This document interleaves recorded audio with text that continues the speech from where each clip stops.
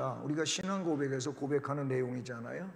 바로 그때, 오늘 말씀을 보면 그때 재림하시는 그때 성도들은 부활이 된다라는 겁니다. 그러니까 예수님은 다시 오실 것이지만 다시 오셔야 하고, 우리 입장에서 보면 우리는 그때 영광스러운 부활체로 부활이 될 겁니다. 그때는 다 자기의 이 모습에 대하여 불만족이 하나도 없어. 지금은 모든 사람이 보면 자기에 대해서 만족하며 사는 사람이 별로 없어요. 사실 없어. 왜 난 이렇게 코가 못생겼지? 나는 왜 이렇게 눈이 못생겼지? 나는 왜 이렇게 다른 사람처럼 이쁘지가 않지? 왜 나는 이렇게 키가 크지? 키 큰 사람은 또 키 크다고 또 그게 또 뭐 불만이야. 키 작은 사람은 키가 작다고 불만이고, 살이 좀 많이 붙은 사람은 살쪘다고 불만이고, 그렇지 않은 사람은 또 그렇지 않다고 불만이고, 모든 게 불만투성이야. 불만투성이. 그러니까 우리 생긴 모습에 대해서도 불만해. 그래서 강남의 성형외과가 돈 벌어요. 돈 많이 벌어요. 뭐 지금은 웬만하면 가서 고치니까. 웬만하면 다 내 코도 이렇게 삐죽하게 하고, 그리고 눈도 쌍꺼풀을 해가지고 싸납게 만들고. 제가 표현이 그렇습니다만은 다 쌍꺼풀 수술을 해요. 저는 한참 웃은 적이 있어요. 이제 제가 무슨 가난하게 생활하고 또 가난하게 전도사 시절을 걷고 목회하느라고 정신없던 사람이 무슨 쌍꺼풀 수술을 했겠어요, 제가? 저보고 쌍꺼풀 수술했다고 생각하는 분 손들어 그래요. 한 분도 안 들 거예요. 근데 나보고 쌍꺼풀 수술했죠? 그런 분이 있어요. 그리고 우리 아들한테 아버님 눈이 저게 원래부터 저렇게 생긴 거냐 아니면은 가서 만든 거냐 이렇게 물은 사람이 있어요. 그러면 누군지 짐작은 하겠지요. 어쨌든 사람들이 자기 외모에 대해서 만족하지 못하고 사는 이런 일들이 있어요. 근데 이 부활 때는 그때는 불만이 없어. 왜 불만이 없겠어요? 완전하니까 불만이 없어요. 아니, 어떤 분은 그러더라고요. 완전하지는 않더라도 그냥 그게 좋은 거야. 그게 좋다고요. 그게 좋다고 하는 거는 만족하다 그 말이에요. 그러니까 거기에 대해서 불만족해가지고 마음에 상처가 되고 그것이 또 고민이 되고 그럴 일이 없단 말이에요. 그때는 그냥 그 자체가 좋은 거다. 그렇게 부활에 대해서 설명하는 분, 그거는 불만을 가지고 불만족하게 여길 그런 내용이 아무 것도 아니다. 그럴 일이 없다. 그냥 좋다. 그렇게 설명하는데 저도 그 말이 일리가 있다. 이렇게 생각을 하는데요. 오늘 말씀을 보시면은요, 여기 죽은 자라고 하는 말도 나오지만은 죽었다고 하는 내용도 나오지만은 이 죽음을 뭘로 표현을 했느냐면은 뭘로 표현해요? 자는 자라는 표현이 나와요. 잠을 잔다는 거예요. 죽은 것을 기독교에서만 잔다는 표현을 써요, 사실은. 뭐 기독교에는 이게 혼용되지요. 죽었다. 죽었다. 그렇게도 말하지만은 또 오늘 말씀에도 여러 차례 자는 자들에 관하여는 또 그 자는 자들이 어떻게 되고 뭐 이런 내용이 본문에 여러 차례 반복되어서 나오게 되는데요. 바울 사도는요, 로마서 3장 11절 말씀, 이 로마서 3장 11절 이하의 말씀은 어거스틴이라고 하죠. 성자로 이렇게 알려져 있어요. 근데 이 아우구스티누스가 성자가 되기 전에, 즉 자기가 완전히 회심이 되기 전에는 굉장히 타락한 생활을 살았어요. 만이교에 심취하고 또 아주 예를 들어서 한 중학교, 고등학교 막 이럴 때 그때 벌써 여자하고 가정을 꾸리고 뭐 결혼을 정식으로 해가지고 그런 것도 아니에요. 뭐 그렇게 방탕의 생활도 살고, 그래서 어머니 모니카가 엄청나게 눈물을 많이 흘려 17년 동안 아들이 돌아오기를 기도를 했다는 얘기죠.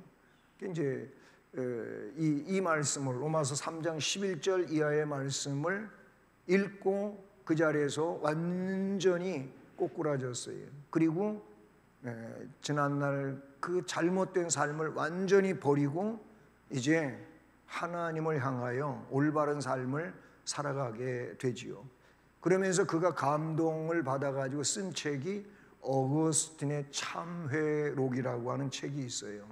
그 참회록이라고 하는 책을 읽어보면 그 책도 굉장히 두꺼워요.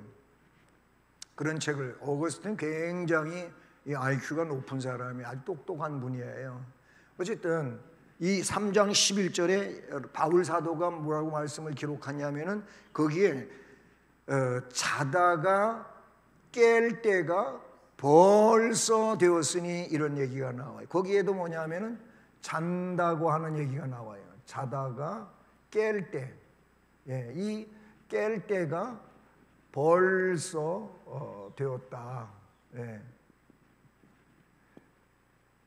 벌써 되었으니 이런 얘기가 거기에 기록이 되어 있어요. 물론 어거스틴이 말하고 있는 얘기는 여기서 이 잔다고 하는 거는 죽음을 말하지는 않냐고 뭘 얘기하냐면 영적으로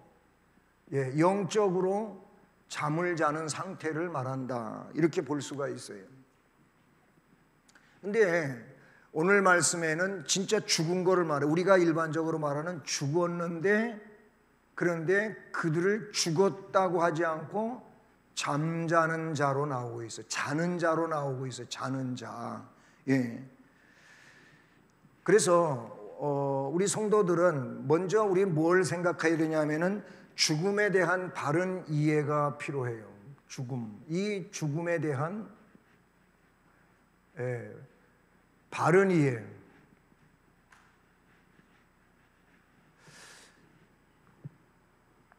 자, 여러분, 우리 그 한국말로 죽음이라고 하는 내용을 굉장히 다양하게 표현하지요.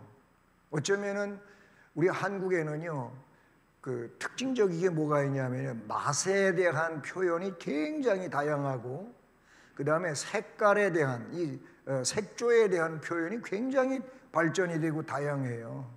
예를 들어서 맛을 이야기해 볼까요? 짜다를 한번 얘기해 봅시다. 짜다가 있어요. 이 기본 어근이라고도 볼 수가 있겠죠. 짜다. 한번 보세요. 짜다를 표현하는 말이 어떤 것들이 있습니까? 찝찝하다. 그런 것도 있죠. 조금 더 다른 말로 짭조름하다. 그렇죠? 그 다음에 또 뭐가 있어요? 짭짤하다. 짭짤하다. 짜다 하나를 가지고도 우리가 지금 말하지 않은 내용도 많이 있어요. 치매 걸리지 않으려면 뭔 단어를 해고서 계속 연결을 시켜보라면 거기에 짝짝짝짝 이 얘기를 많이 하는 사람이 이게 치매가 안 온대. 근데 뭔 말을 하려고 했는데 말이 생각이 안 나면 이게 문제가 있다고 검사하러 오라 그랬다니까. 검사 받으라 그랬다고요. 지난번에 우리 했잖아요, 실버학교에서. 그런데 과일, 채소 이거를 3분인가 여유 주면서 계속 3분 될 때까지 이 얘기해야. 어떤 분은 그 3분을 다 쓰면서 얘기를 했대. 그거 굉장하죠. 저는 뭐 한 2분도 못 돼. 1분 조금 넘으니까 생각이 안 나는 거예요. 내가 시장을 잘 안 다녀서 그러겠지.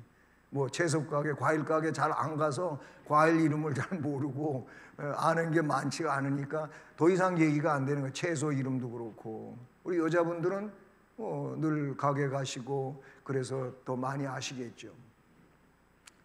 그래요. 이 짠 거 가지고도 그러고 색깔도 보세요. 노란색 하나 갖고 얘기하든 뭐 빨간색 얘기를 하든 색깔을 이야기할 때도 빨갛다 그러면은 불구수레하다 이런 것도 있고요. 또 뭐가 있어요? 뭐가 있어? 시뻘겋다. 그래 시뻘겋다. 그 시뻘겋다가 있으면 또 새빨갛다도 있고 뭐 많잖아요. 이렇게 돼 있어요. 우리 죽음에 대해서도 그렇다는 거예요. 죽음에 대해서 우리 한국 표현은 제일 많이 쓰는 게 뭐예요? 나이 드신 분이 이제 죽음에 뭐라 그래? 돌아가셨다 그런다니까.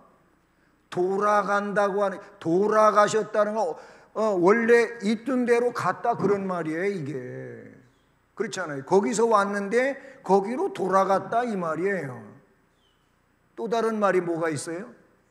조금 고급스럽게 쓰면은 뭐 타계하셨다, 별세하셨다, 다 뭐예요? 그게 다 죽음에 대한 이야기인데 별스러운 세상으로 가셨다가 별세요. 타계는 뭐예요? 지금 여기서 사는 곳에서 다른 곳으로 갔다는 의미를 가지고 있어요. 그것만이 아니고 여러 또 내용들이 있다. 어떤 분은 또 그런 얘기를 하더라고. 아이고, 또 귀한 분 한 분이 밥 숟갈 놨네. 그러더라고.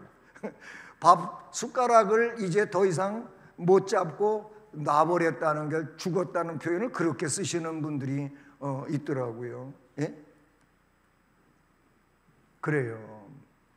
우리는 죽음에 대해서 바른 이해가 필요한데 왜 우리는 죽어야 되는? 우리는 반드시 죽어야 돼요.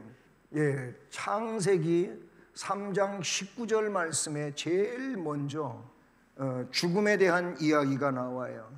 근데 이 내용은 3장은 뭐냐면 타락 사건이죠. 타락했어요. 사탄의 유혹을 받아가지고 하나님같이 되려고 선악과를 따먹는, 먹지 말라 그랬어요. 먹으면 정령 반드시 죽는다 그랬잖아요. 그런데 죽는 게 아니고, 그거 먹으면 죽는 게 아니고 하나님같이 되는 거야. 요 말에 그냥 싹 빠져버렸어요. 그래가지고 먹었잖아요. 근데 그 유혹자의 말이 맞지 않잖아요. 틀려버렸잖아요. 하나님이 범죄하고 그래서 동산 숲풀 가운데 숨어가지고 두려워갖고 그렇게 있는 아담과 하와에게 하나님 찾아오셔가지고 물으셔요. 아담에게 물어요. 그랬더니 아담이 아유 잘못했습니다. 죽을 죄를 졌습니다. 이러면 괜찮았는데 아니 하나님이 나하고 같이 살라고 짝지어준 저 하와가 먹으라 그래서 먹었다 그래요. 핑계대기를 죄인은 핑계대기를 좋아한다는 거예요. 그러니까 하와한테 또 물었더니 하와는 저 뱀이 먹어보라 그래서 먹었다 그래요. 그래갖고 뭐 뱀한테 핑계, 자기 책임은 없어. 자기가 한 것이 자기 책임이죠. 그러니까 뱀은 그래서 평생 동안 흙을 먹고 배로 밀고 다녀야 된다고 거기에 나오고, 여인은 해산의 수고가 따르고 남자의 지배 아래 있어야 되고 이런 내용이 나와요. 그 다음에 아담에게는 일생 동안 땀 흘리고 농사 짓고 수고해야 되고 그런 말. 그러면서 이 19절 말씀에서 무슨 말을 하냐면 너는 흙으로 지어졌다는 거예요. 너는 흙이니 흙으로 돌아갈 것이니라 이런 말을 해요. 거기서 이제 육체를 두고 하는 얘기가 되겠죠. 육체. 이 육체는 뭐냐면 흙이에요. 흙으로 지어졌어요. 또 연구를 많이 하는 분 또 흙인데 흙이 이게 무슨 흙이냐? 진흙이냐? 점토흙이냐? 어떤 흙이냐? 뭐 또 그걸 얘기하는 사람이 있어요. 하나님은 뭐 진흙이든 그냥 흙이든 어떤 흙을 갖고 빚으셔도 아무 문제가 없어요. 근데 사람들은 뭐 진흙을 가지고만 토기를 빚어야 되죠. 다른 흙 가지고는 안 되잖아요. 그렇잖아요. 왜냐하면 진흙은 찰지니까. 그래서 또 어떤 분은 그래요. 하나님을 그런 실수쟁이로 이야기를 하는데 흙으로 빚어가지고 도가니에다 넣고서 오랫동안 해가지고 까매져가지고 흑인이 됐다는 거예요. 에이 이건 실패작이야. 그래가지고 다시 했대 또. 그래가지고 이번에 조금 했더니 또 하얗게 나와서 백인이 됐다는 거예요. 그래서 또 세 번째로 해가지고 적당하게 해서 이런 사람이 나왔다는 거예요. 네. 그런 얘기는 믿지 마세요. 그런 얘기는 사람들이 하나님을 실수쟁이로 만드는 거예요. 그런 게 아니고 그 내용은 하나님 작품하고는 맞지가 않아요. 어쨌든 흙으로 지어졌어요. 흙으로 지어졌기 때문에 흙으로 돌아가라. 이 말은 육체를 두고 한 얘기고, 그러면 이 육체 속에 뭘 담았었어요? 하나님이 그 코에다가 숨을 불어넣었잖아요. 그래서 생명이 되었다. 살아있는 영혼이 됐다. 하나님하고 교통하는 영적 존재. 그 영은 이 육체가 흙으로 지어져서 흙으로 돌아가는 상황이 되면 그 속에 있던 바로 이 영은 하나님께로 가는 거예요. 죽는 순간 하나님께로 간다라는 거예요. 여러분, 그 로마서 6장 23절 아주 유명한 말씀이잖아요. 이 말씀에서 뭘 이야기해요? 죄의 값을 이야기해요. 죄의 삭은 사망이라 그랬어요. 거기 죄값이 나오는데, 죄를 이야기하는데 이 죄값이 뭐냐? 사망으로 나오죠. 근데 바로 이어서 무슨 말씀을 이야기합니까? 하나님의 은사를 이야기해요. 하나님의 은사는 그리스도 예수 우리 주 안에 있는 영생이니라 그랬어요. 결국 죄에 대한 값은 사망에 이르지만 거기에 뭐가 나오냐면 은사가 나와요. 무슨 은사냐면 하나님 은사가 나와요. 하나님 은사가 뭐예요? 그리스도 예수를 통해서 구원하시는 거예요. 그러니까 예수를 구세주로 믿게 되면 이 은사가 주어지게 되는데, 그 은사가 뭐라고? 사망이 아니고 영생이라고 그렇게 표현되어지고 있어요. 그렇습니다. 죽음 앞에는요, 성인도 해당이 안 되고, 그러니까 죽음에는 성인도 동일하게 임한단 말이에요. 그들도 죽어야 된다는 거예요. 아니면 영웅도 그래요. 그래서 옛날 그런 복음 찬송에도 보면은 영물호골 의인들아 뽐내지 마라 이런 가사가 나와요. 그다음에 홍한소년 미인들도 뽐내지 말라 그래요. 너희들도 다 늙고 죽게 돼. 한때에 그럴 수 있단 말이죠. 영웅 호골도 천하를 호령한다 할지라도 그들도 죽어. 예를 들어서 의사가 남 병 고쳐주잖아요. 뭐 아는 게 너무 많아요. 의학적 지식이. 근데 의사도 돌아가요. 옛날도 아니죠. 뭐 연세대학교에 아멘 약을 파시던 분이 계셔요. 누구죠? 황수관 장로님, 황수관 박사. 이분이 아멘 강의하러 굉장히 다녔어요. 그러니까 이분은 웃으라는 거예요. 많이 웃고 좋은 생각 많이 하고 그렇게 하나님 의지하고 살래는, 그러면 건강하게 살 수 있다고 이야기해요. 근데 그분도 벌써 돌아가셨어요. 본인도 그렇게 사람들에게 좋은 그 건강할 삶에 대한 자료를 제공해 주시는 분도 하나님 부르시는 때가 되면 가야 된다는 말이에요. 그렇지만 사망에 이르는, 형벌에 이르는 존재가 아니고 은사를 통해서 영생에 나아가는 존재가 된다라는 거예요. 계시록 14장 13절을 보니까 14장 13절이에요. 여기 말씀에는 지금 이후로 주 안에서 죽는 자들은 복이 있다. 왜 그래요? 왜 복이 있어요? 자기가 수고하고 살아온 모든 삶에 대해서 이제 쉴 수 있게 된다는 거예요. 그리고 하나님으로부터 그에게 놀라운 복이 주어진다는 거죠. 왜냐하면 그들이 그렇게 예수 믿으면서 살아온 그것에 대한 모든 보상이 따라오기 때문이라고 말씀해 주고 있어요. 바울 사도는 열심히 살면서도 그는 뭔 생각을 하고 살았냐면은 나는 빨리 죽어서 천국 가고 싶다 이런 말을 했어요. 네? 하지만 내가 지금 세상에 살아있다고 해서 불만하는 게 아니고 주님이 하나님 나라를 위해서 일하라고 살려두신 거니까 그 일을 열심히 하며 살겠다고 그런 말을 했어요.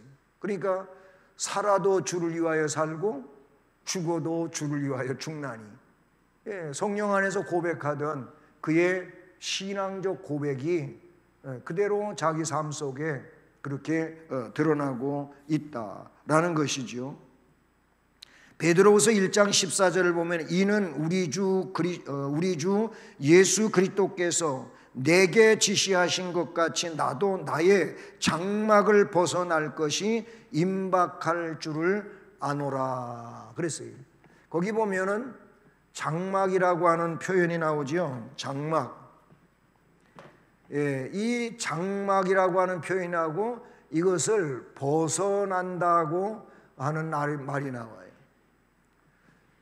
이 장막이 뭐냐면 앞에서 얘기했던 육체 안에 영이 있어서 살아가고 있는데 이 안에 살고 있다 이거 영이 육체지요. 그런데 이 장막집을 벗어날 때가 온다는 거, 이게 뭐냐면은 죽음이라는 거예요. 이거를 고린도후서 5장 1절 이하에 보면 그대로 잘 표현되어지고 있다는 사실이요. 그래서 거기 뭐라 그러냐면은 만일 땅에 있는 우리의 장막집이 무너지면, 거기도 나와요. 이 장막집이라고 나와요. 장막집이 무너진다고 하는 것은 내가 살고 있는 집이 무너지는 걸 말하는 게 아니고 우리가 살다가 영혼이 거기에서 빠져나와서 이제 이 육체가 절대로 말하지도 못하고 움직이지도 못하고 활동하지 못하는 상태를 말하는 거예요. 이게 무너진 집이에요. 죽은 사람한테 가서 뭐 아무리 고래고래 소리치고 일어나라니까 일어난다고요? 안 일어나요. 못 일어나요. 알았어, 조금만 더 자고 일어날게. 그러는 사람 하나도 없어요. 꼬집어 뜯어도 아프다고 왜 이래 아파 죽겠는데 그럴 사람 아무도 없어요. 죽은 다음에는 의식이 없는 거예요. 그거는 이제 그냥 흙이요. 생명이 없는 무생명체가 되어버렸기 때문에 그런 거예요. 그걸 장막집이라 그랬어요. 장막집이 무너지면 하나님께서 지으신 집이 있다는 거예요. 이건 영원한 영생의 집이죠. 그 집이 있어서 우리의 손으로 지은 것이 아니고 하늘에 있는데 영원한 집이 우리에게 있는 줄 아나니. 아멘. 이 집으로 이사 가신다니까는요. 이 집으로 예수 잘 믿은 사람들이 이사 가는 거예요. 이사 가십시다. 이사 가요. 얼마 전에도 이사 가셨죠. 이정옥 권사님 이사 가셨어요. 네, 이 수원성신교회를 그렇게 한때는 잘 받들어 섬기던 권사님이신데, 근데 뭐 나이 드셔가지고 집에서 교회 오는데도 어려움이 있었고 못 오시고 이렇게 오랜 동안 사시다 가셨어요. 가서 권사님도 만나고, 또 더 많은 분들 앞에 가신 분들 만나십시다. 우리 나이 드신 권사님들이 자꾸 그런 얘기를 하시는데 그런 얘기는 안 하셨으면 좋겠어요. 무슨 얘기냐면은 목사님이 목회하는 동안에 자기는 죽고 싶대. 제가 여기 목회하는 동안에 죽었으면 좋겠다고 하는 분인데 저 목회 여기서 오래 못해요. 그러면 좀 이따 돌아가실 거예요? 그런 얘기하면 안 되잖아요. 그러니까 그런 말은 하지 마세요. 그 얘기는 제가 이해는 해요. 그냥 목사님이 오래 목회하셨으면 좋겠습니다. 그런 의미가 되겠지만은 그러나 또 나름대로 법이 있고 규칙이 있으니까 그대로 하는 거예요. 그대로 하는 거니까 또 거기에 대해서 여러분이 섭섭한 마음을 갖거나 그럴 생각은 하실 필요가 없어요. 어쨌든 장막집을 벗을 날이 있다라는 거예요. 그리고 그렇게 되면 이런 거 다 죽음에 대한 표현들인데 이 죽음, 베드로 사도가 조금 전에 말했잖아요. 장막을 벗어날 날이 있다. 바울 사도도 역시 고린도후서 5장에서 우리의 장막집이 무너질 날이 있다. 그러면 하나님 나라로 이사 간다. 이런 말이 있잖아요. 그러면 이런 죽음들이, 이 죽음에 대한 표현들이 뭘 이야기하는 겁니까? 하나님 나라를 이야기하고 있어요. 이 하나님 나라는 어떤 나라입니까? 성경에 보면 안식하는 나라로 돼 있어요. 안식하는 곳이. 평안한 곳이에요. 요한계시록에서는 거기에는, 자, 제가 앞에 이야기하면은 여러분은 없다 그러면 돼. 없다 그러면 돼. 눈물이, 죽음이, 슬픔이, 아픔이, 괴로움이, 한숨이, 눈물이, 그런 게 없대. 지금 이게 다 어디나 요한계시록에 나오는 거예요. 이 세상에 그런 것만 있잖아요. 지금 어떻게 보면 참 그냥 이래서 괴롭고 저래서 그렇고 고통스럽고 아프고 힘들고, 아유, 그래서 진짜 애들 말로 다 짜증나는데 또 짜증나는데, 아니 아직 조그만 애가 말이에요. 지가 뭘 한다고 뭔 얘기하면 아이 짜증나 그래. 왜 그렇게 또 짜짜가 또 그렇게 강조돼요? 거기에 액센트가 팍팍 붙어가지고 짜증난데 그냥. 걔가 그런 얘기를, 조그만 애들이. 여러분, 우리가 세상 살다가 보면 진짜 그런저런 일 때문에 짜증이 나요. 짜증날 때가 있어요. 그런데 하나님 나라를 생각하면, 영원한 천국을 생각하면, 죄값을 용서받고, 그리고 하나님 나라를 선물로 받은 이 일을 생각하면, 바울 사도같이 뭐라고? 나는 세상에 살고 있지만 빨리 하나님 나라 가고 싶다. 사는 것보다 죽는 게 나은 것 같다. 이런 말을 한 거예요. 이게 그 생명을 포기하려고 하는 그런 사람이 말하는 내용이 아니에요. 이거는요, 천국을 그만큼 소망하고 있다라는 것이지요. 베드로후서 1장 8절에 근데 무서운 얘기가 나와요. 하나님을 모른 자들, 우리 주 예수의 복음에 복종하지 않는 자들에게는 뭐가 임하느냐? 형벌이 임한다고 그렇게 나와요. 거기 말씀에. 어디? 베드로후서 베후 1장 8절. 베드로후서 1장 8절에 보면 거기 나오는 거예요. 하나님을 모르는 자들, 예수 그리스도의 복음을 복종하지 않은 자들은 형벌로 가는 거예요. 이 죽음 이후에 뭐와? 영생과 형벌로 나뉘어 준다. 그러니까 죽음을 우리가 올바로 이해해야 되는 거예요. 그리고 나서 두 번째로 오늘 말씀을 보면 뭔 얘기가 있냐면은 다시 오실 주님. 다시 오실 주님. 주님은 다시 오십니다. 이건 제 얘기가 아니고 주님이 직접 말씀을 하셨어요. 직접. 또 예수님이 승천하실 때에도 예수님을 보좌하고 이렇게 하늘로 올라가는 주님 주변에 천사들이 뭐라 그래요? 왜? 하늘만 쳐다보고 있지 말라는 거예요. 그러면서 너희들에게서 하늘로 올려가신 이 예수는 하늘로 올려가실 때 그 모습 그대로 다시 오신다. 이렇게 말씀하셨어요. 주님은 다시 오실 주님이시죠. 요한계시록의 앞부분에도 다시 오실 주님을 이야기하고, 요한계시록 맨 마지막에서도 다시 오실 것을 이야기할 때 그때 사도 요한이 뭐라 그랬어요? 거기 마라나타가 나와요. 주님, 다시 오실 주님에 대하여 오시옵소서. 환영하시길 바랍니다. 요즘에는 그런 그 가게 앞에 그 문구를 잘 보질 못하는데, 제가 어렸을 때에는 가게 그 간판이 달려 있고, 그리고 가게 문을 열고 들어가는 그 문에다가 뭘 써붙여 놨겠어요? 어서 오시옵소서. 이걸 써놨어요. 가게 주인이 어서 오시라고 반갑게 맞이하는 그런 문장을 하나 써놨어요. 어서 오시옵소서. 어서 오시옵소서.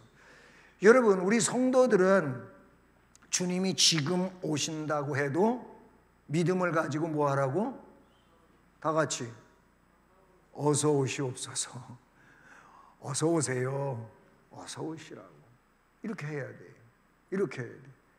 주님이 오시면 세상에서 가장 행복했던 것, 가장 좋았던 것보다도 더 행복하고 더 좋은 거예요.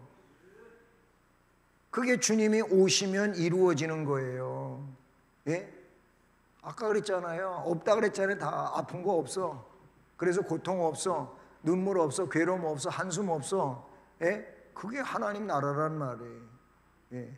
근데 자꾸 뭐 아프고 괴롭고 힘들고 어렵고 그런데도 그냥 조금 더 살라고 그런 게 우리한테 있단 말이에요. 우리한테 그런 게 있어요. 뭔 영화를 보시겠다고. 그냥 속상해도 좋으신 겁니까? 어떤 분은 그래서 개똥밭에 굴러다녀도 이 세상이 좋다. 그런 사람이 있다는 거예요. 그거는 천국을 모르는 사람들이 하는 얘기고, 그 사람들 얘기는 저승이라 그래. 저승사자가 잡으러 온다고 하기도 하고 그러잖아요. 그거하고는 우리의 신앙하고는 다른 거예요. 예? 로마서 8장 34절. 이 로마서 8장 34절 말씀. 여기 8장 끝부분을 보게 되면 전부 다 누가 우리를 정죄하리요. 뭐 그런 말. 여기 34절은 이거예요. 누가 정죄하리요. 죽으실 뿐 아니라 누구를 위해서? 날 위해서, 우리를 위해서 죽으셨어요. 누가? 예수 그리스도가. 그런데 다시 살아나신 이는 그리스도 예수시니 죽었다가 우리를 위하여 죽으셨다가 다시 살아나셨어요. 그는 하나님 우편에 계신 자이며 우리를 위하여 간구하신다. 여기 보면은 하늘 우편, 하나님 우편에 계신 분으로 나오고 또 뭘로 이야기 나옵니까? 우리를 위하여 간구하시는 분으로 나와요. 여기서 간구는 뭐냐면은 중보를 이야기하는 거예요. 중보자. 우리의 유일한 중보자 예수 그리스도입니다. 다시 여기서 얘기하고자 하는 거, 다시 오실 주님이 지금 어디에 계시느냐? 하나님 보좌 우편에 계신다 거예요. 에베소 1장 22절. 여기 말씀에도 보면은 하늘에서 자기의 오른편에 앉아 그리스도 예수가 죽으셨다는 거예요. 우리를 위하여 돌아가셨다가 그렇게 하신 분을 하늘로 오르게 해서 거기에서 자기의 오른편, 성부께서 자기의 오른편에 앉게 해 주셨다라고 이야기하고 있어요. 그렇습니다. 사도행전 1장 11절에도 보면은 오르셨어요. 그리고 보좌에 앉으셨어요. 이 보좌 우편을 말하는 것이죠. 그런데 그곳으로부터 다시 오십니다. 그 부분 사도신경에서 뭐해? 저리로서, 시작. 저리로서 산자와 죽은 자를 심판하러 오시리라. 그렇게 되어 있어요. 심판하러 오실 거예요. 다시 오신다 그 말이죠. 우리는 또 그런 찬송 많이 부르잖아요. 요즘에 복음 찬송. 주님 다시 오실 때까지. 지난번에도 한번 했잖아요. 나는 이 길을 가리라. 제발 그 길 좀 가십시다. 좁은 문 좁은 길 나의 십자가 지고 가야 돼요. 이 십자가 너무 무겁고 힘들고 뭐 꼭 이렇게 지고 가야 되나? 그냥 벗어놓고도 갈 수 있는데 그러지 말라니까. 나중에가 십자가가 뭐가 돼? 다리가 되기도 하고. 어떤 사람은 누가 환상을 봤대요. 근데 십자가가 너무 무거워갖고 나 하다 보니까 십자가를 많이 벗어놓은 데가 있더래. 십자가가 많이 있더래. 그래서 왜 이렇게 여기 십자가가 많이 있냐니까 사람들이 벗어놓고 가서 여기 있는 거라 그래. 벗어놓고 가가지고 그 사람들은 벗어놓고 가서 강을 못 건너갔을 거라 그러더래. 그래요? 그러면 이 십자가 내가 지고 온 거하고 내가 지고 온 게 내 마음에 안 들어서 내가 지고 온 거하고 좀 다른 거하고 좀 바꿔가도 되냐 그러니까 여기 있는 거 바꿔가라 그러더래. 그래서 이게 막 두껍고 크고 무겁고 그래가지고 그래서 아유 좀 가벼운 걸로 바꿔가야 되겠다 해가지고 얇으면서 크기는 거의 비슷한 거를 지고 가니까 이게 뭐 완전히 반쪽 송판 같은 거로 이야기한다면 반쪽으로 했으니까 짐이 반으로 줄어들었죠. 아이 가벼워가지고 좋아가지고 가져가. 근데 진짜 여기에서 저까지 자기가 뛰어서 가지는 못하고 뭔가 다리를 놔야 되는데 다리를 놓을 게 없잖아요. 그랬더니 야, 그 십자가 벗어가지고 네가 그걸로 건너질러 놓고 그리고 가 그래더니 그래가지고 이걸 건너질러 놓긴 했는데 얇아가지고 한 발짝 들어가 보니까 휘청휘청해. 한 발 더 들어가 보니까 이거 부러질 것 같아. 못 가잖아. 아이고 여기 가다가는 저 천길랑 떨어지르다가 그냥 절벽으로 떨어져 갖고 여기에서 빠져 죽을 것 같아. 아이 그래가지고 못 가갖고 그랬대잖아요. 그게 꿈이야, 꿈 환상이란 말이에요. 여러분 자기에게 맞는 십자가를 하나님이 다 지워주셨는데 그냥 지고 가면은 아무 문제 없을 것을 그게 무겁다고 바꿔갖고 지고 오다가 얼마나 멀리 왔는데 또 거기 가서 다시 지고 올 수도 없고 이거 어쩌란 말이요. 꿈이길래 망정이지. 그지요? 꿈꾸고 나서 그때부터라도 불순종 안 하고 잘했대잖아요. 그것도 다행이지. 낭패를 보면 안 된다. 낭패를. 주님이 오죽 잘 아셔서 우리에게 딱 맞게 지워주셨을까. 그러니까 순종해야지. 그래요. 다시 오신단 말이에요. 주님. 이건 주님 다시 오실 때까지 우리는 우리에게 말씀을 주셨고 믿음을 주셨고 성령을 보내주셔서 그렇게 그 안에서 살게 하셨는데 그걸 따라서 살면 아무 문제가 없어요. 그런데 그렇게 안 하고 뭐대로 한다? 내가 복음대로 한다고. 내가 내 마음대로 한단 말이에요. 내 마음대로. 그러니까 문제가 꼭 생기는 거예요. 네. 오늘 말씀에도 뭐예요? 호령과 천사장의 소리와 하나님의 나팔 소리로 친히 하늘로부터 강림하시리니 그리스도 안에서 죽은 자들이 먼저 일어난다. 주님 다시 오실 때 순서가 있는데 그때까지 앞에 죽었던 사람들, 오늘 말씀대로 뭐냐면 자고 있는 자들, 이 사람들이 먼저 깨어나는 거예요. 먼저 깨어나. 자는 자라고 하는 것은 깨어날 날이 있다 그 말이에요. 그래서 기독교에는 죽음을 잔다고 하는 표현으로 쓰는 거예요. 그렇잖아요. 여러분, 이제 오늘은 TV도 그만 보고 자야 되겠다. 그리고 이제 방에 들어가서 침대에서 주무시잖아. 그죠? 네. 어젯밤에도 TV 보다가 자신 분 있지? 그렇죠? 근데 이제 그만 보고 자야 되겠다. 그리고 자. 그러면은 아침에 새벽 기도 이 시간이면 또 꽉 깨나. 새벽 예배 오시는 분만 두고 하는 얘기요. 그렇지 않은 분들은 이제 더 있다가 일어나시겠지. 깨나잖아요. 그래갖고 또 주부 되시는 분들은 오늘 아침에 뭘 먹어야 되지 하고 또 이제 밥해. 그죠?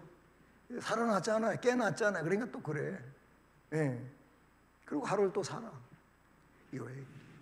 자다가 깨는 거예요.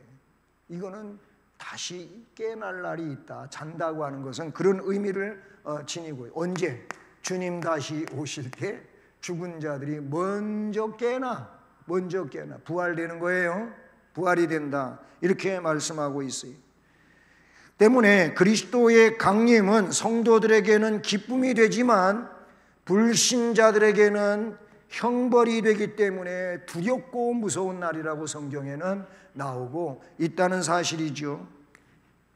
그래서 세 번째 내용은 이 말씀 마지막 부분에 있었던 것처럼 그리스도 안에서, 중요한 게 이거예요. 그리스도 안에서라는 거예요. 그리스도 안에서 죽은 자들, 잠자는 자들이라 그랬죠. 죽은 자들의 부활. 여기서 중요한 건 요 그리스도 안에서 죽었다고 하는 겁니다. 여기서 그리스도 안에서 죽었다고 하는 이 말은 뭐야? 신앙생활 하다가 죽은 자들을 말하는 거예요. 예수 그리스도를 구세주로 믿으면서 그렇게 믿음으로 살다가 세상을 떠난 자들을 말하는 거예요. 이 사람들에게는 뭐가 있느냐? 부활이 있게 된다. 무슨 부활이라고? 앞에서 그랬잖아요. 영생의 부활이 있다. 영생은 뭐라고요? 영생은 영원하신 하나님 은혜와 같은 거예요. 영원하신 하나님 뭐예요? 영원하시다고 하는 거는 시작이 없어요. 시작이 없어요. 끝이 없어요. 그래서 그냥 시작도 없고 끝도 없고 그 상태를 말하는데, 영생의 부활은 그 상태를 말한다라는 거예요. 오늘 16절 그 뒷부분에 보면 그리스도 안에서 죽은 자들이 먼저 일어나고 이렇게 말씀하고 있는 걸 보지요. 베드로전서 1장 3절, 베드로전서 1장 3절에서는 이 내용을 뭘로 이야기하고 있냐면은 산 소망으로 이야기하고, 그렇기 때문에 찬송하리로다 이렇게 되어 있어요. 그리스도 예수 안에서 죽은 자들이 받을 수 있는 것은 산 소망. 물론 이 땅에 우리는 이 소망을 가지고 살아요. 소망도 죽은 소망이 없잖아, 있나 봐요. 그러니까 성도들에게 있는 소망은 산 소망이야. 산 소망이라고 말하고 있죠. 자, 오늘 16절 말씀은요, 죽은 성도들이 예수 재림 시에 어떻게 될 것인가에 관한 말씀인 반면에 17절은 생존한 그리스도인들의 미래에 관한 말씀이에요. 예? 이제 생존한, 이제 주님이 부활하시잖아요. 다시 오시잖아요. 이때 죽었던 사람들, 근데 이때까지 살아있는 사람들, 그게 17절에 관한 말씀인데 뭐라고 되어 있어요? 그 후에 그리스도 주님 다시 오실 때 죽은 자들이 먼저 일어난다 그랬죠. 그게 16절이에요. 그런데 17절에서 그 후에 우리 살아남은 자들도 그들과 함께, 먼저 살아난 그들과 함께 예수님 오심으로 그 속에 우리도 구름 속으로 그들과 함께 끌어올려 공중에서 주를 영접하게 하시리니 그리하여 우리가 항상 주와 함께 있으리라. 여기 그리스도 안에서 죽은 자들은 먼저 부활이 된다 그랬어요. 그죠? 그리고 나서 살아있는, 그때까지 살아있는 사람들, 이번에 총회 가갖고도 몇 분하고 같이 이제 점심 식사를 하게 되는데 한 목사님이 그래요. 아마도 세상 돌아가는 꼴을 보니까 그분 얘기가, 세상 돌아가는 꼴을 보니까 우리가 살아있을 때 주님이 오실 것 같대, 그분은. 좀 뭔가 그런 느낌이 자기는 있나 봐요. 세상에 이런 저런 내용들이 예수님 재림 시에 있을 그런 모습들이 지금 있다는 거지요. 그분이 짐작하기에는. 그래서 우리 그러니까 더 정신 바짝 차리고 목회해야 되고 예수 믿어야 되지 않겠냐고 이런 얘기를 한 거예요. 물론 그거는 꼭 내가 생전에 그렇게 아니 된다 할지라도 우리는 항상 주님 맞을 준비를 하면서 최선을 다해서 전심을 다해서 그 일을 감당을 해야 되겠죠. 어쨌든 그런 얘기를 했어요. 내가 살아있을 때 주님 오실 것 같다고. 그분이 그래요. 뭐예요?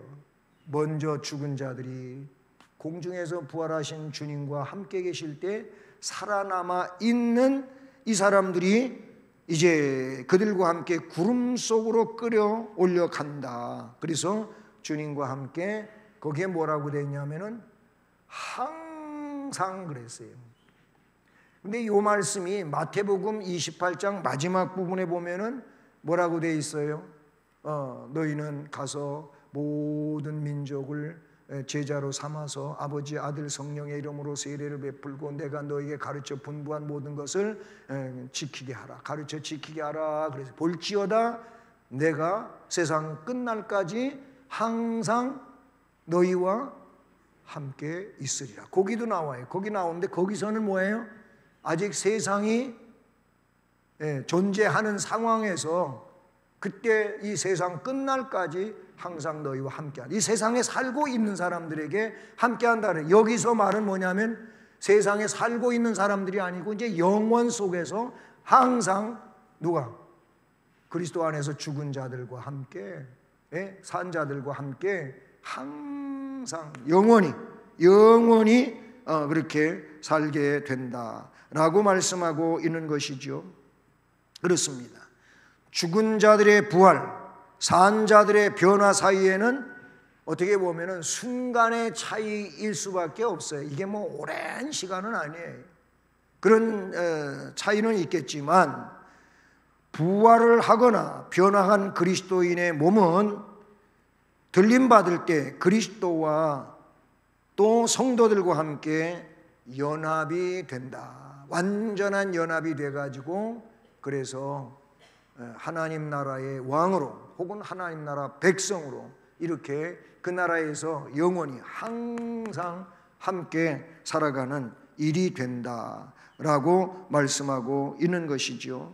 자, 그러니까 오늘 말씀을 보면 우리는 죽음에 대해서 바른 이해가 필요한 거예요. 죽음을 무서워할 필요도 없고 두려워할 필요도 없고 걱정할 필요도 없어요. 예수만 잘 믿고 있으면 돼요. 아멘.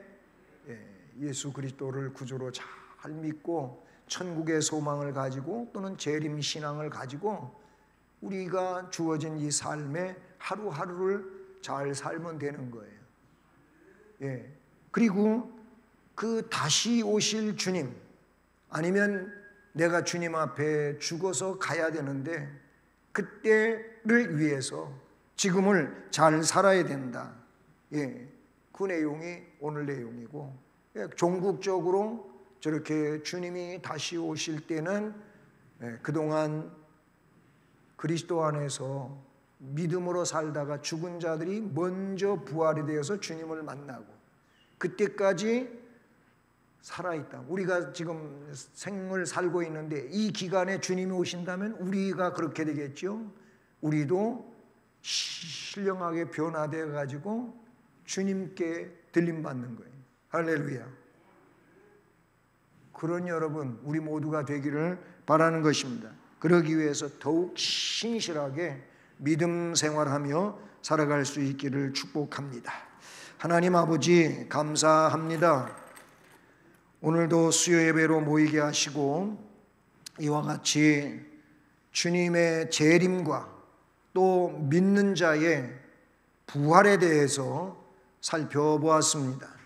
우리가 이 진리를 확고히 믿고 그 믿음 안에서 살아가는 자들 되게 해 주시옵소서. 그리함으로 우리의 영이 영생의 복을 받고 누리며 살아가는 또 확신이 넘치는 세상에서의 삶을 살아가는 자들 되게 해 주시고 하나님 나라를 산 소망으로 받았으니 이 소망 가운데 담대한 믿음으로 살아가는 우리들 되게 하옵소서. 예수 그리스도의 이름으로 기도드립니다. 아멘. 찬송